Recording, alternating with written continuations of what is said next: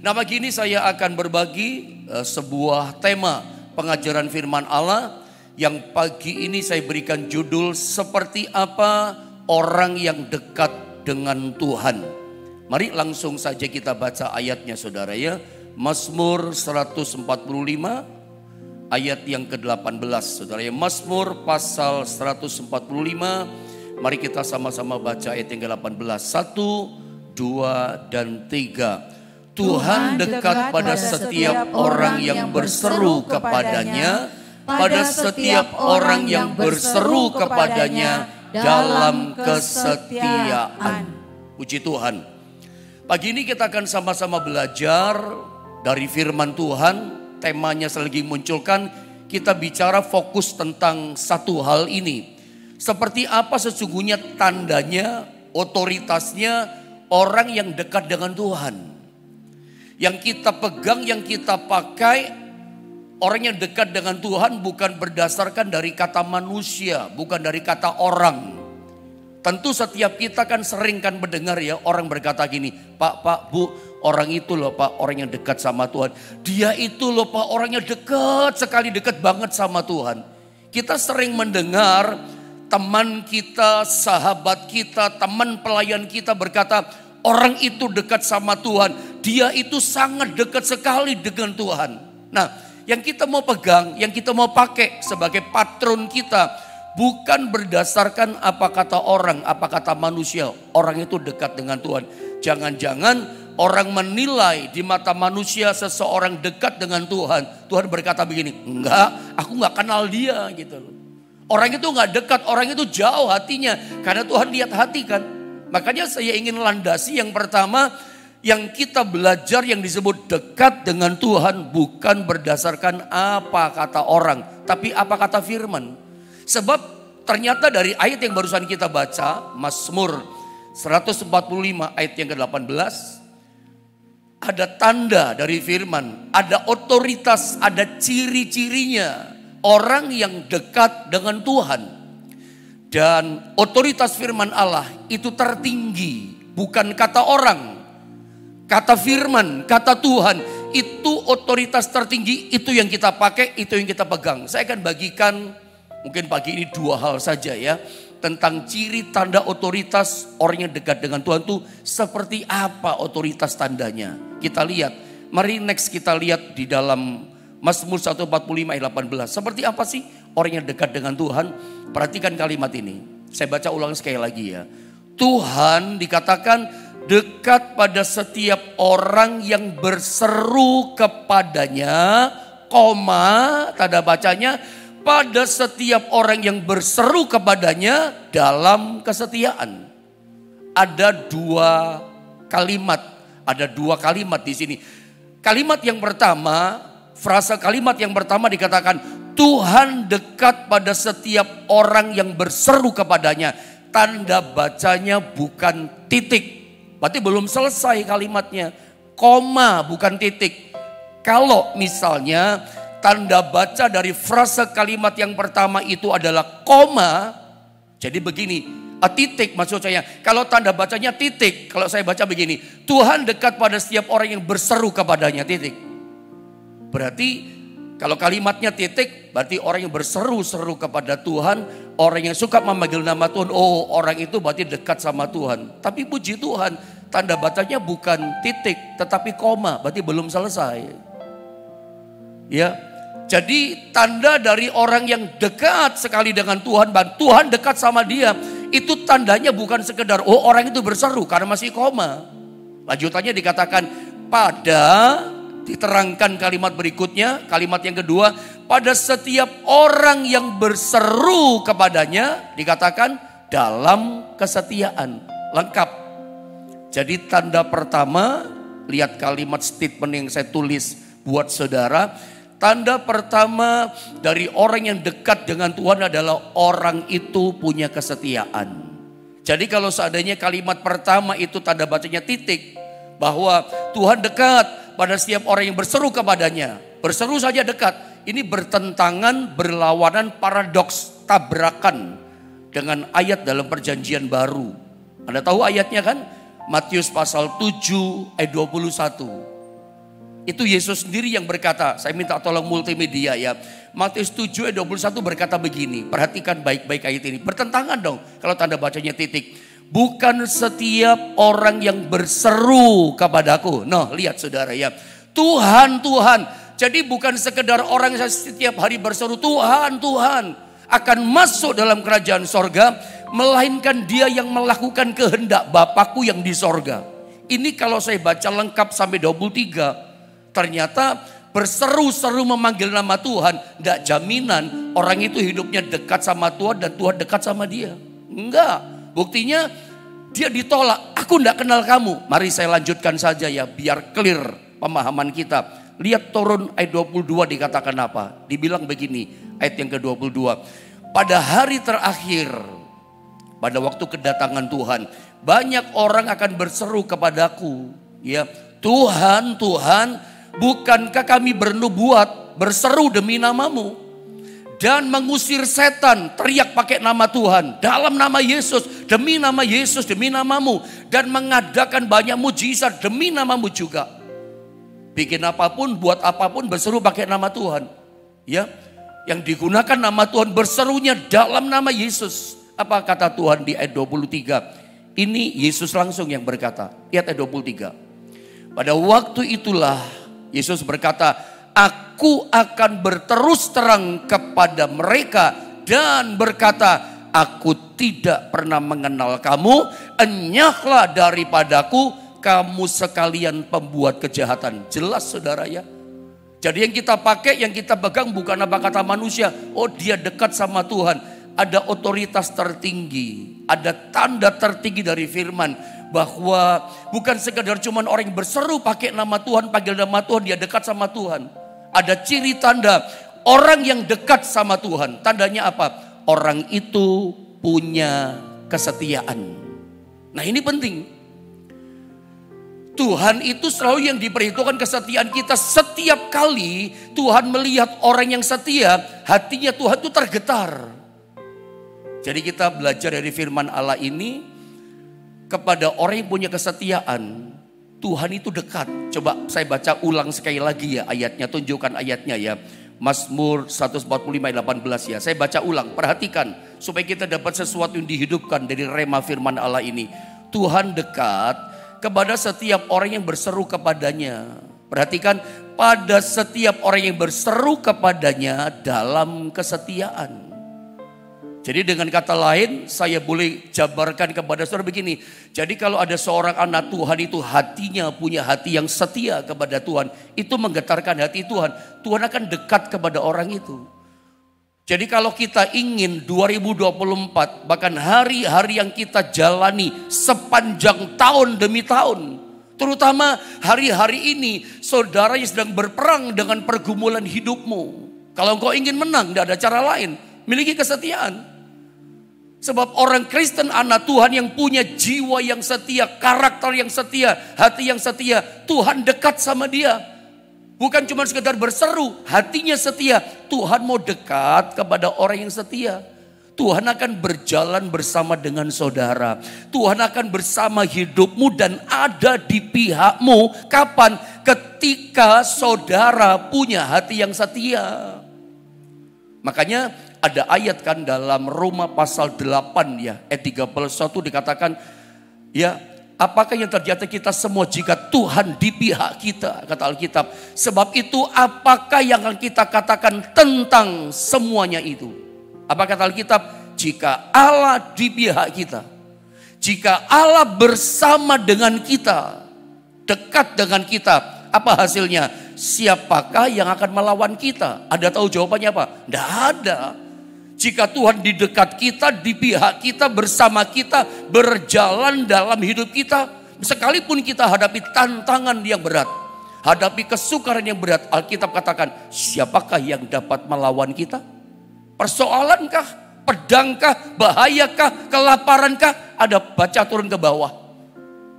Alkitab katakan, tidak ada yang bisa melawan kita, memisahkan kita dari kasih Kristus. Karena apa? Tuhan dekat kepada orang yang setia, nggak ada bisa lawan. Tuhan pasti bela saudara. Ada banyak contoh di Alkitab bahwa Tuhan itu dekat. Tuhan itu ada di pihak orang yang punya hati yang setia. Contohnya banyak, saya sering khotbahkan. Misalnya contoh yang paling mudah, Daniel. Daniel itu orang setia, iya kan? Kita temukan di Alkitab, Alkitab kasih informasi kepada kita. Satu kali karena hasutan kira-kira 125 menteri dari kerajaan di Babel saat itu menghasut raja. Raja bikin peraturan dong. Raja dikasih suap, dikasih harta yang banyak oleh dari para menteri. Bikin aturan, plot yang besar. Tidak boleh bikin peraturan, tidak boleh orang memanggil menyembah kepada Tuhannya. Hanya menyembah kepada patung Tuanku dan kepada dewa-dewanya kita. Kalau berani menyembah, minta berdoa kepada Tuhannya, masukkan gua singa. Daniel dengar itu. Itu adalah undang-undang pemerintah yang dibuat hari itu. Distempel sama cincinnya raja. Apa yang terjadi? Daniel dalam ancaman. Tidak boleh menyembah kepada Tuhannya. Lalu apakah Daniel gemetar takut berhenti menyembah Tuhan? Enggak. Kita temukan di Alkitab. Daniel ini adalah seorang hamba Allah, seorang umat Allah yang setia kepada Allahnya. Sampai di rumah Alkitab tulis begini, Daniel pasal 6 kalau nggak salah. Daniel tetap melakukan berdoa 1 hari 3 kali. Seperti yang biasa dilakukannya. Dia sujud kepada Allah, memuji Allahnya seperti yang dia lakukannya setiap hari. 1 hari 3 kali. Pagi berdoa, siang berdoa, malam berdoa.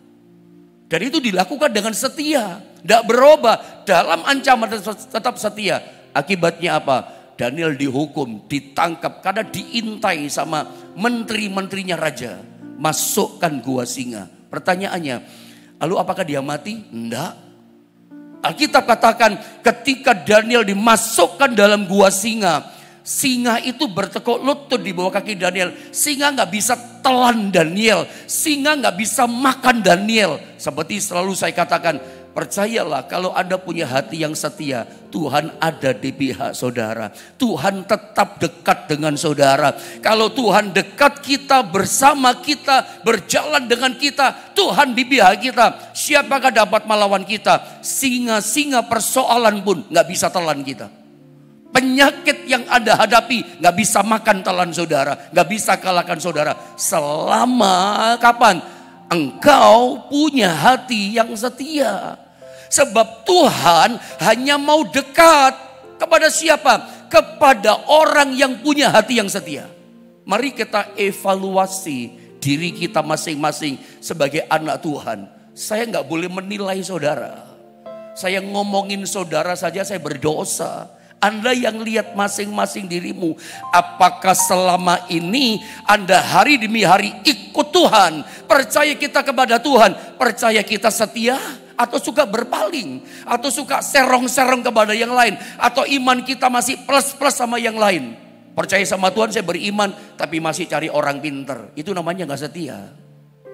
Atau setia kita seringkali datang kepada Tuhan hanya 1 bulan setelah mendengar firman. Habis itu kesetiaan kita luntur. Kasih kita luntur kepada Tuhan. Belajar dari Daniel. Sebab tanda yang pertama, ciri otoritas tertinggi kata Alkitab.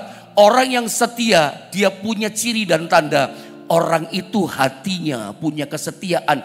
Dan selalu setiap Tuhan lihat anaknya yang setia, hati Tuhan tergetar. Hati Tuhan jatuh cinta sama orang setia. Itulah Daniel. Singa gak bisa makan dia sebab Allah datang sama dia, di pihaknya dia. Sama dengan cerita Sadrak Meshach Abednego. Disuruh menyembah patung, dia gak mau. Dipanggil lagi, dikasih pilihan. Api dipanaskan 7 kali. Masih menyembah Tuhanmu atau menyembah patung? Kalau kamu tetap menyembah Tuhan Allahmu, berdoa kepada Tuhan Allahmu, aku masukkan sekarang dalam dapur api yang dipanaskan 7 kali. Ada tahu pilihan Sadrak Meshach Abednego 3 orang pemuda ini? Dia berkata, kami tetap menyembah Tuhan kami.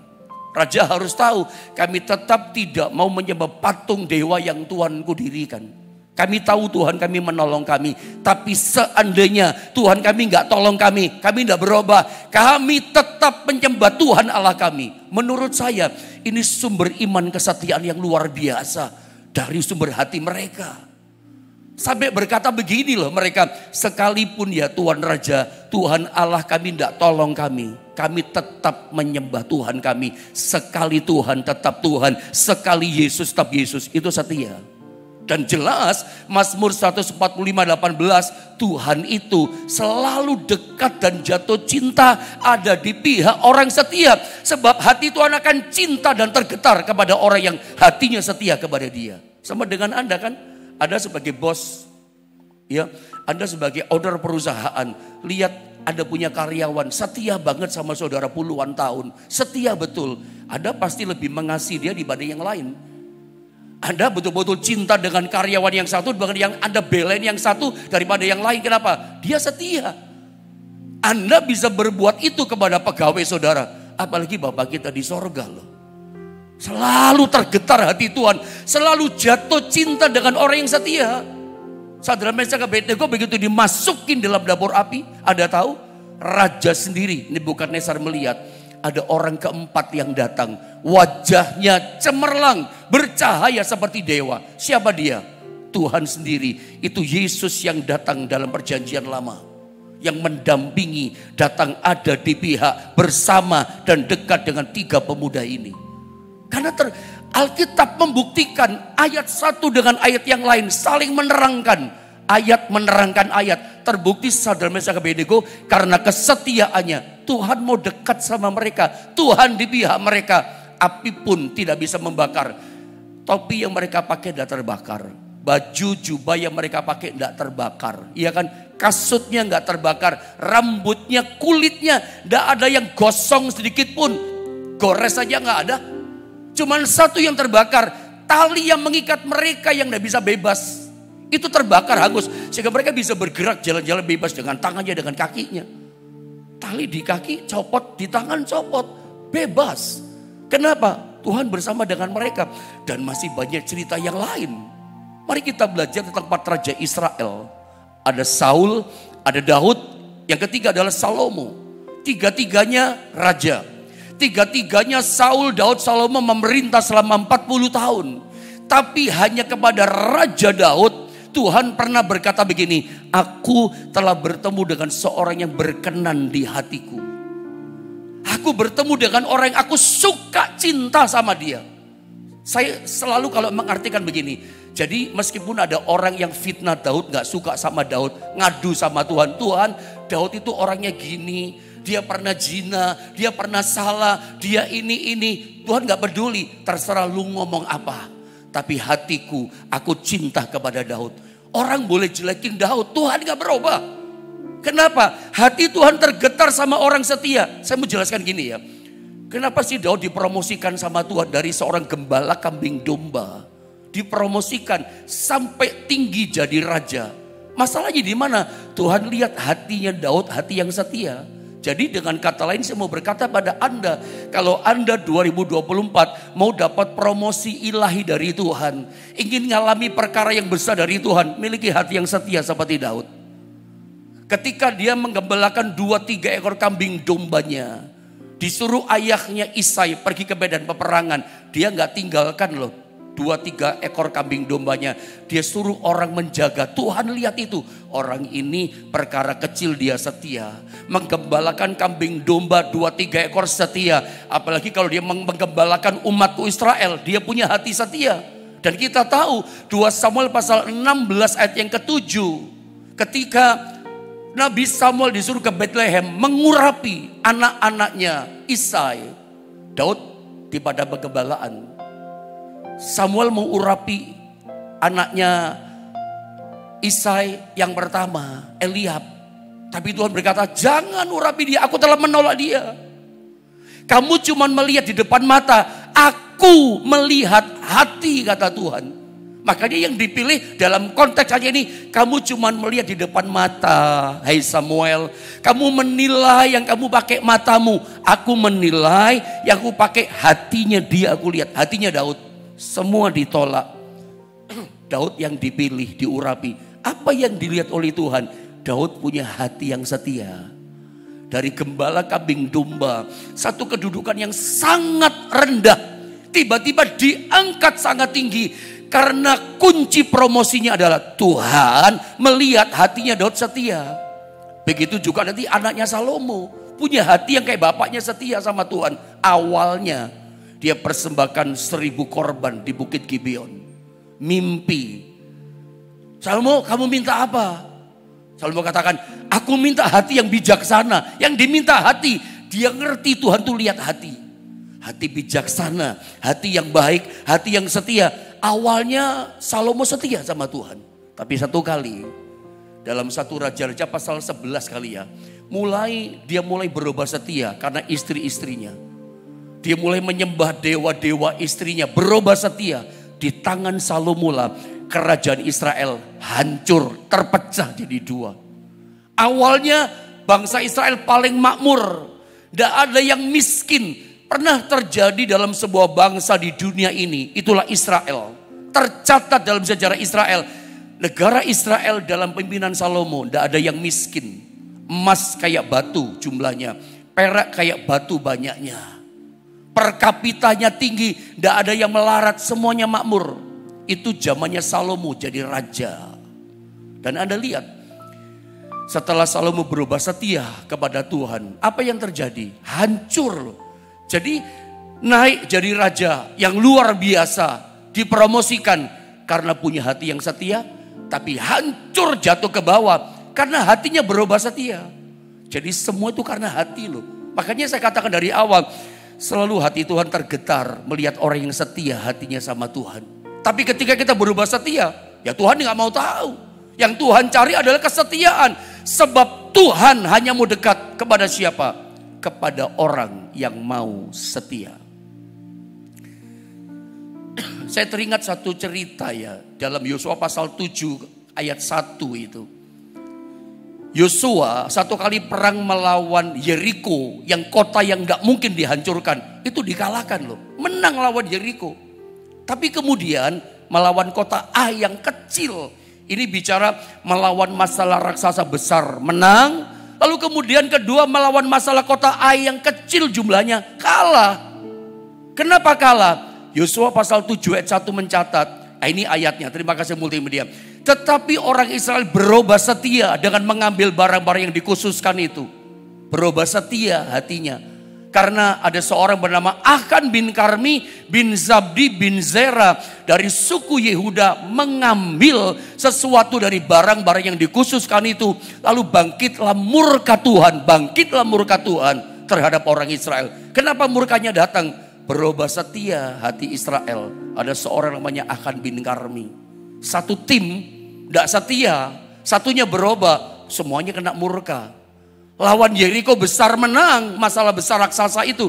Tapi lawan kota Ai kalah, kenapa? Murkanya Allah datang sama mereka. Tuhan gak di dekat mereka, Tuhan gak di pihak mereka, Tuhan gak berjalan bersama mereka, berperang untuk mereka. Lawan masalah yang kecil saja, mereka kalah. Itu kita. Kenapa kita kalah? Dengarkan saya. Maaf, jangan-jangan kita udah berubah setia hati kita. Udah aneh-aneh ini hati. Jadi Tuhan itu perhitungkan loh kesetiaan kita. Jadi selalu jadi setia. Zaman sekarang ya, permisi bicara ya. Mencari rakyat Indonesia, bangsa Indonesia, rakyat yang setia kepada cita-cita proklamasi kemerdekaan Indonesia. Itu sudah langka, jarang. Terbukti apa? Korupsi jalan terus. Meskipun korupsi coba diberantas, ditangkap KPK, jeblosi masuk penjara. Tapi tetap kan korupsi jalan terus setelah dapat jabatan. Yang saya mau cuma sampaikan begini loh. Mencari kesetiaan itu susah. Setia pada cita-cita kemerdekaan proklamasi Indonesia itu susah. Dalam kehidupan keluarga juga sama. Yang Tuhan lihat kesetiaan.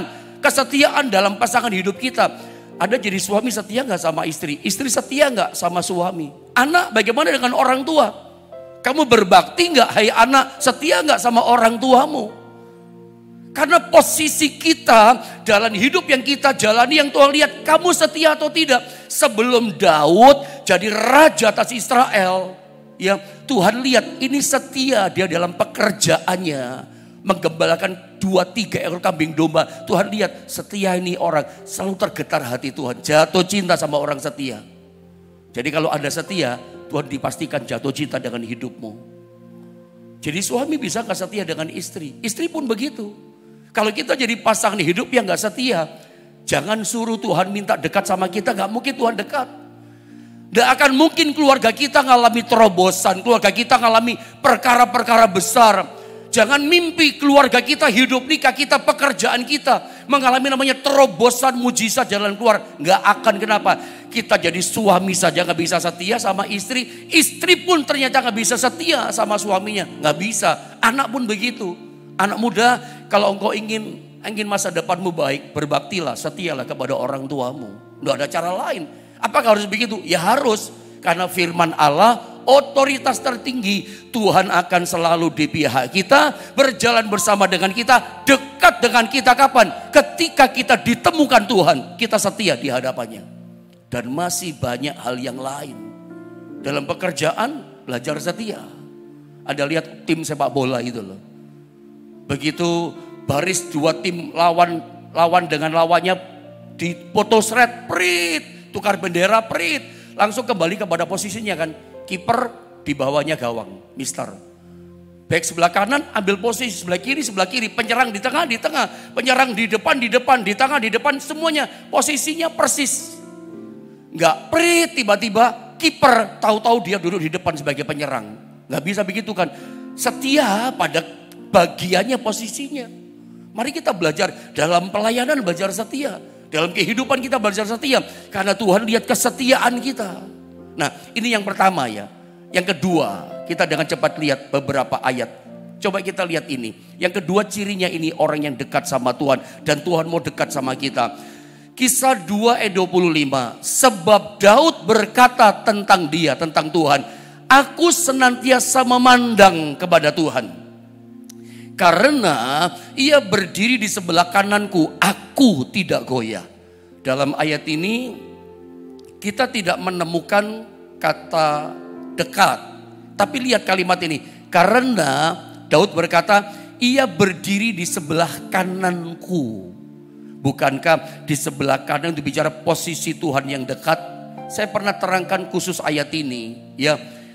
Sebab Daud berkata tentang dia, aku senantiasa memandang kepada Tuhan karena ia berdiri di sebelah kananku. Kanan bicara dekat, ini bicara hadirat Allah. Jadi sejak Daud dalam kitab Mazmur mengucapkan kalimat ini ayat ini kan tertulis dalam kitab Mazmur maksud saya. Sejak Daud menyanyikan Mazmur ini, Tuhan itu seperti punya alamat gitu loh. Dia di sebelah kananku. Daud menaruh alamat tempat posisi Tuhan di sebelah kanan bukan membatasi kuasa Tuhan. Tapi Daud mengatakan Tuhan di sebelah kananku.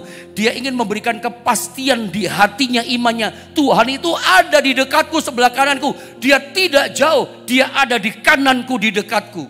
Dan Tuhan tidak marah ketika dikasih alamat sama Tuhan. Dia ada di sebelah kananku.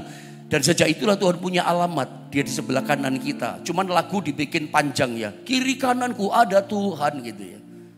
Sekelilingku ada Tuhan, it's okay. Itu semua menggambarkan Tuhan dekat. Dia di sebelah kanan, dekat. Tadinya Tuhan gak beralamat.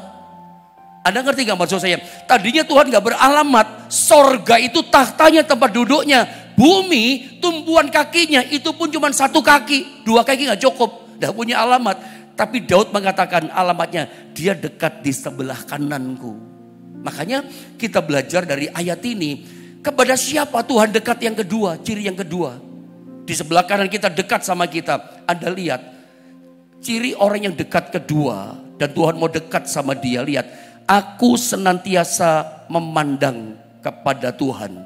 Karena ia berdiri sebelah kananku dan aku tidak goyah.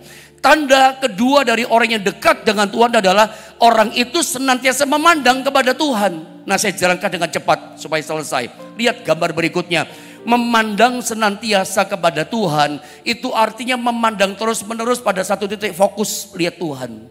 Memandang kepada Tuhan itu begitu. Jadi kalau suruh punya masalah, pandang Tuhan. Jangan pandang penyakitnya, jangan lihat ombaknya yang besar. Anda ingat kisah Petrus? Petrus itu satu kali ketika Yesus datang berjalan di atas air, jika itu adalah engkau Tuhan, suruh aku datang kepadamu. Berjalan di atas air. Datanglah Petrus. Itu tuntunan firman-Nya. Datanglah Petrus. Petrus melangkah keluar. Berjalan di atas gelombang air yang besar. Di atas angin ribut yang besar itu. Tiba-tiba Petrus mendengar bunyi angin yang keras. Perasaannya mulai takut, dia mulai lihat angin yang keras, dia mulai lihat gelombang yang besar. Nggak lihat lagi memandang fokus kepada Tuhan, dia tenggelam di dalam laut itu. Dia tenggelam, kenapa? Fokusnya nggak memandang kepada Tuhan. Jadi saudara, yang kedua perhatikan baik-baik, kepada siapa Tuhan dekat? Kepada orang yang suka memandang kepada Dia.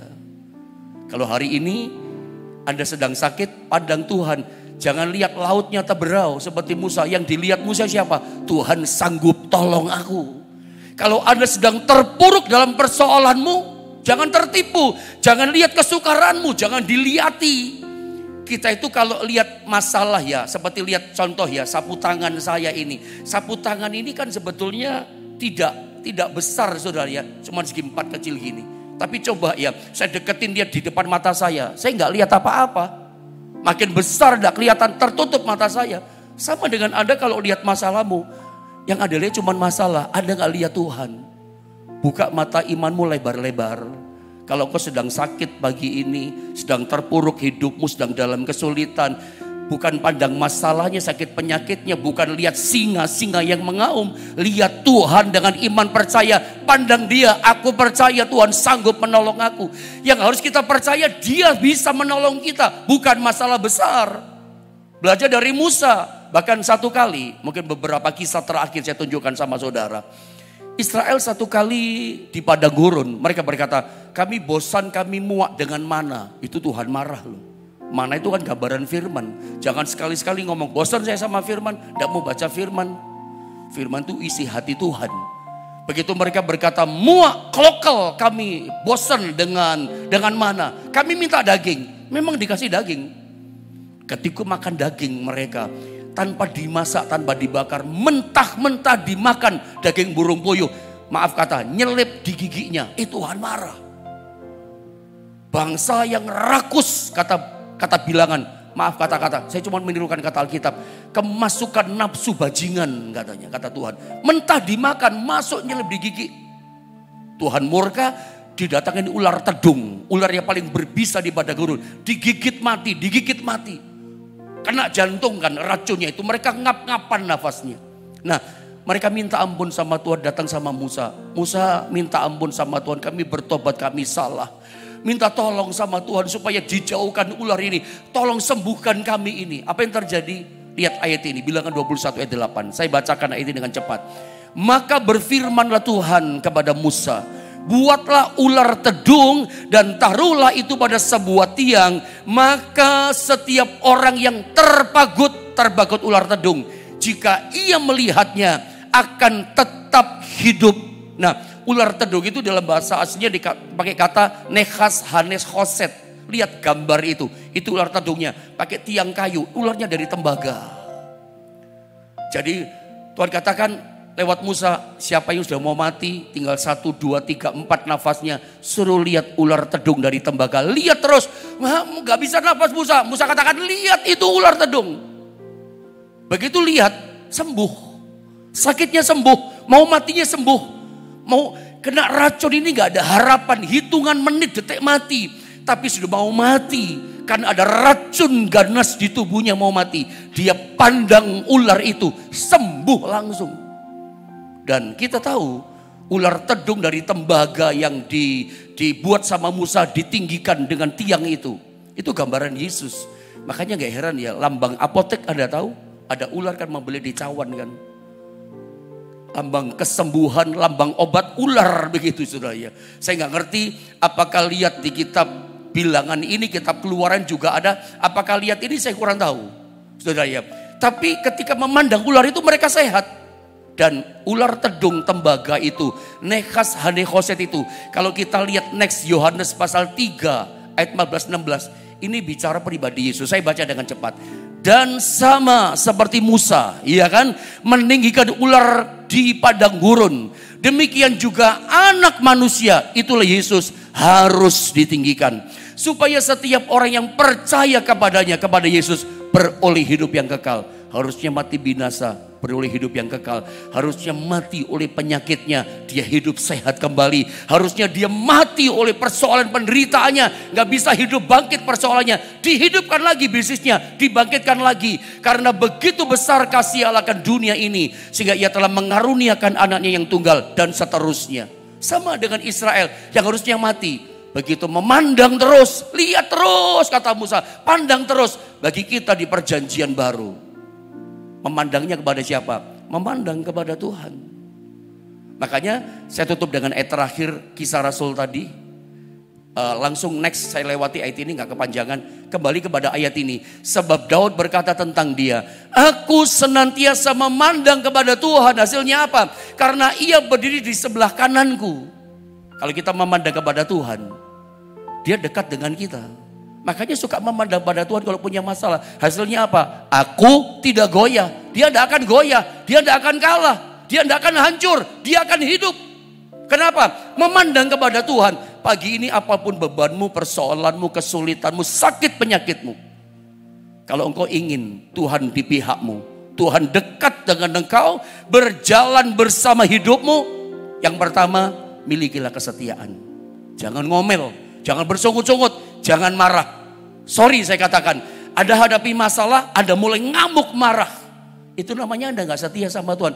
Anda gak percaya kalau Tuhan bisa tolong kau. Mulai ngomel, bersungut tuh. Miliki jiwa yang setia. Yang kedua, pandang Tuhan. Pagi ini pandang Tuhan. Kalau ada memandang Tuhan, dia pasti dekat sama kita. Dia pasti menolong kita. Hasilnya apa? Aku tidak goyah. Tetap berdiri tegak. Bukan mati, tapi hidup. Bukan sakit mati, sembuh saudara. Asal memandang kepada Tuhan, dia sanggup menolong setiap kita. Mari kita sama-sama datang kepada Tuhan.